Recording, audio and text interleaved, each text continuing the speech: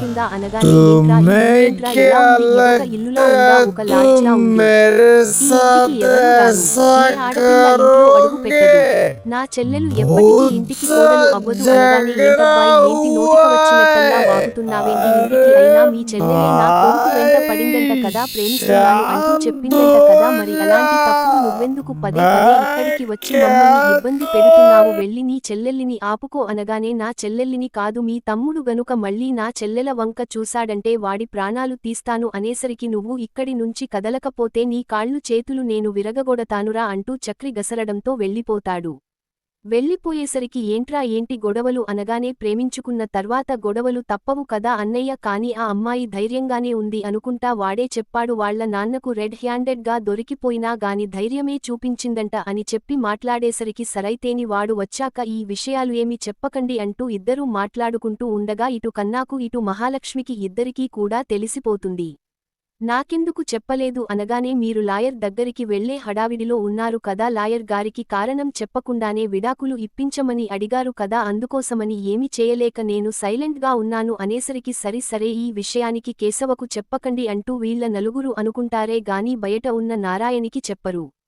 చెప్పకపోవడంతో ఇంకా నారాయణ అయితే ఇంక వీళ్ల నలుగురు మాట్లాడుకుంటూ ఉండగానే ఈలోపు బయట నుంచి నారాయణ వచ్చి ఏంట్రా వచ్చావా ఎప్పుడెప్పుడు వస్తావు అని ఎదురు చూస్తున్నాను కాని నువ్వు ఇప్పటికి వచ్చావన్నమాట నా గురించి నువ్వు ఎదురు చూడడం ఏంటి మరి నేను గర్వపడే పని చేసినప్పుడు ఎదురు చూడాలి కదా ఈ ఇంట్లోకి మరొక కోడలు రాబోతుంది అన్న విషయానికి నాకు అర్థమైంది అని చెప్పి అనేసరికి ఇంకా చాలా హ్యాపీగా ఫీల్ అవుతాడు ఫీల్ అయ్యేసరికి ఏంటి ఇంకో కోడలా ఏం మాట్లాడుతున్నావ్ అనగానే అదేరా ఆ బుస్సు శైలు ఉంది కదా శైలు వాళ్ళ అన్న వచ్చి గొడవ చేశాడురా అనేసరికి వాళ్ళ అన్న ఇక్కడికి వచ్చి గొడవ చేయడం ఏంటి అనరాని మాటలు అన్నాడంట అని చెప్పి మాట్లాడడంతో మొత్తం విషయానికి అంతా నారాయణ చెప్పేస్తాడు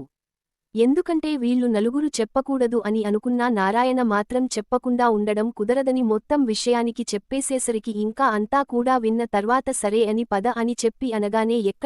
ఎక్కడికి వెళ్తున్నావు ఆడపిల్ల తల్లిదండ్రులు అలానే రియాక్ట్ అవుతారు నువ్వు ఎందుకు అలా ఫీల్ అవుతున్నావు కొంచెం సైలెంట్ గా ఉండు ఈ గొడవలు మరింత పెద్దవి అవుతాయి వాళ్ళ ఇంటి పరువు పోకూడదు ఆడపిల్ల కన్నా తల్లిదండ్రులు ఎంత బాధపడతారో నీకేం తెలుసురా అంటూ ఇంకా మాధవ మాట్లాడడంతో సైలెంట్ అవుతాడు కానీ కేశవకు కోపం మరింత ఎక్కువ కదా తట్టుకోలేకపోతాడు మరుసటి రోజు ఉదయాన్నే ఎవ్వరూ లేని సమయం అంటే ఎవ్వరూ లేవకముందే లేస్తారు లేచి బయట చక్రి ఆలోచిస్తూ ఉండగా కేశవ లేచి బయటికి వస్తాడు వచ్చేసరికి ఏంట్రా ఏమైంది నిన్న అసలు ఏం జరిగిందో చెప్పాను కానీ ఈ ఇంటికి అసలు ఏ ఆడపిల్ల రాదంట ఈ ఇంట్లో ఏ ఆడపిల్ల ఉండదంట ఇదొక లాడ్జ్ అన్నట్టు మాట్లాడాడురా వాడు అని చెప్పి అనేసరికి పిచ్చి పిచ్చి వేషాలు వేస్తున్నాడా ఏంటి ఇంటి ఆడపిల్ల గురించి తప్పుగా మాట్లాడడం ఏంటి అని చెప్పి ఇంకా మాట్లాడేసరికి పదరా వాడికి బుద్ధి చెబదామని ఇద్దరు కూడా సరాసరి వాళ్ళ ఇంటికి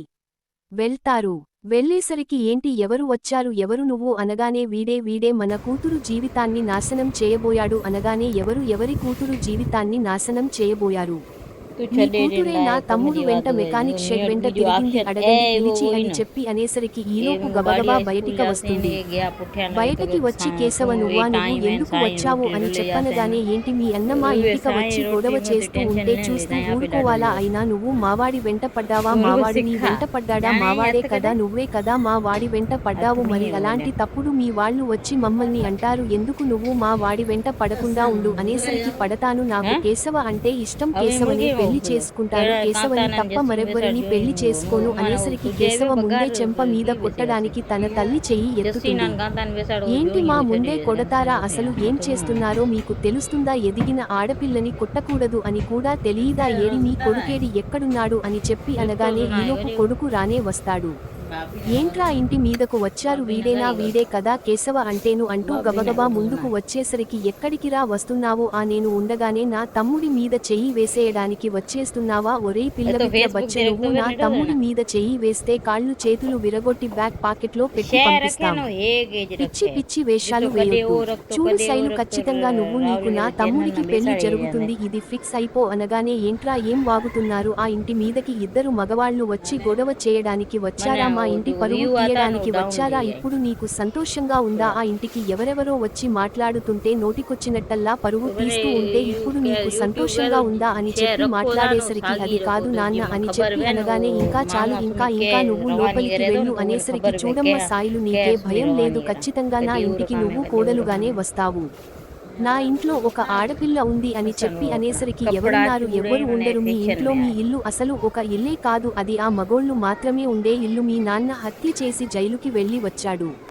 మీ నలుగురికి కూడా పెళ్లిళ్ళు కావు, జీవితాంతం మీరు ఒంటరిగానే ఉంటారు. మీ ఇంటికి ఒక శాపం కూడా ఉందంట కదా అని చెప్పి మాట్లాడడంతో ఇంకా ఏం మాట్లాడాలో కూడా అర్థం కాదు. ఎందుకంటే ఆడపిల్ల గల తల్లిదండ్రులు కదా, అంతకుమించి మాట్లాడితే గొడవ జరుగుతుంది. మళ్ళీ గొడవ జరిగితే ఏం జరిగింది ఏంటి అని చుట్టుపక్కల వాళ్ళు అడుగుతారని ఇంకా ఏం సమాధానం చెప్పకుండానే సైలెంట్గా ఉండిపోతారు. సైలెంట్గా ఉండిపోయేసరికి ఇంకా వీళ్ళు కాస్త వెళ్తారు. ఇంకా కేశవ చక్రి ఇద్దరు కూడా వెళ్ళిపోతారు. ఇంటి దగ్గర అందరూ ఎదురు చూస్తూ ఉంటారు. ఎక్కడికి వెళ్లారు మీరు, ఇంత ఉదయాన్నే మీరు నిద్రే లేవరు, మరి ఇంత ఉదయాన్నే రెడీ అయ్యి ఎక్కడికి వెళ్లారు అంటూ మాధవ అడిగేసరికి ఎక్కడికి వెళ్ళాము, వాకింగ్ కి వెళ్ళాము అనగానే వాకింగ్ కి వెళ్లే మొహాలేనా మీవి అంటూ మహాలక్ష్మి అంటుంది. ఇదేంట్రా ఇలా అంటుంది అని చెప్పను గాని అంతే మహాలక్ష్మి గారు, ఏదైనా అంటారు కదా, ఆ విషయానికి నీకు తెలుసు కదా, ఇంతకీ ఎక్కడికి వెళ్లారో చెప్పండి అనేసరికి ఎక్కడికి వెళ్లడం ఏంటి, ఇంటికొచ్చి నోటికొచ్చినట్టల్లా మాట్లాడి ఈ ఇంటిని లాడ్జో అది ఇది అంటే నేను చూస్తూ ఊరుకుంటానా, అందుకే వాళ్ళ ఇంటికి వెళ్లి వాళ్ళ అన్నకి వార్నింగ్ ఇచ్చి వచ్చొచ్చాను అని చెప్పి మాట్లాడేసరికి ఇంకా వాళ్ళ అన్నకి వార్నింగ్ ఇచ్చి వచ్చొచ్చావా, అసలు ఎందుకురా వెళ్ళావు, ఆడపిల్ల గల తల్లిదండ్రులు అన్నయ్య ఒక అమ్మాయి ఒక అబ్బాయి వచ్చి వాళ్ళ చెల్లెల్ని ప్రేమిస్తున్నాడు అంటే ఇచ్చి పెళ్లి చేసేస్తారా, అందుకే వాళ్ళు ఇంటికి గొడవక వచ్చారు. ఆ మాత్రం దానికే నువ్వు ఇంటికి వెళ్లి గొడవ పెట్టుకోవడం ఏంట్రా అని చెప్పి అనేసరికి గొడవ పెట్టుకోకపోతే ఏం చేయమంటావు అన్నయ్య, వాళ్ళు చేస్తుంటే చూస్తూ ఊరుకోవాలా, అలా ఊరుకోవడం నా వల్ల కాదు, నేను ఎందుకు అలా ఊరుకోవాలి, అందుకే నేను వెళ్లి గొడవ పెట్టుకునే వచ్చాను అని చెప్పి మాట్లాడతాడు. మాట్లాడేసరికి ఏమోరా మీరు ఏం చేస్తున్నారో ఎలా చేస్తున్నారో ఏమీ అర్థం కావట్లేదు, మీకు నచ్చినట్టు చేసుకుంటున్నారు, ప్రతి ఒక్కటి కూడా నేను ఎవరికి ఏం చెప్పడానికి కూడా ఏమీ లేకుండా పోతుంది. అయినా ఎవరికి ఇష్టం వచ్చినట్టు వాళ్ళు చేస్తున్నారు, పెద్దోడిన అనే గౌరవం కూడా నాకు లేదు.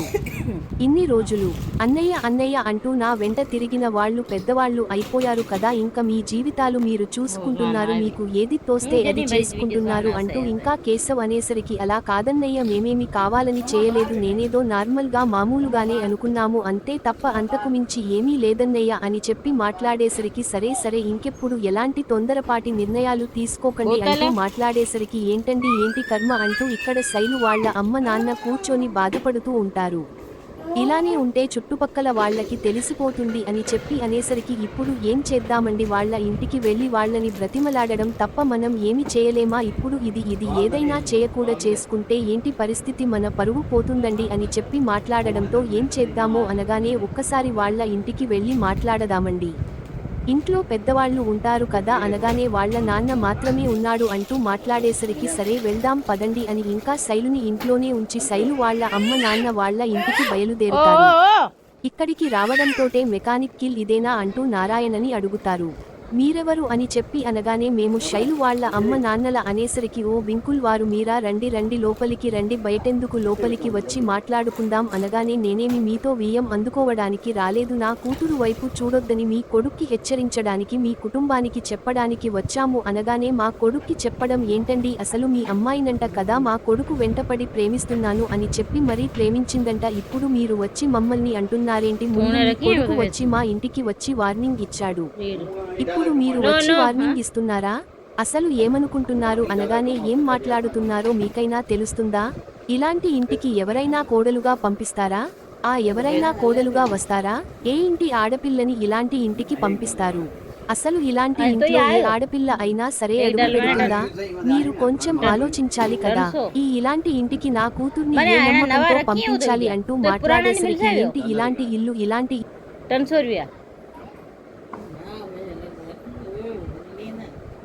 मुफ्त रहे न वंदोन पुराना मैंने क्या था आईडी लिस्टर वाला वही आई ना बेड़ा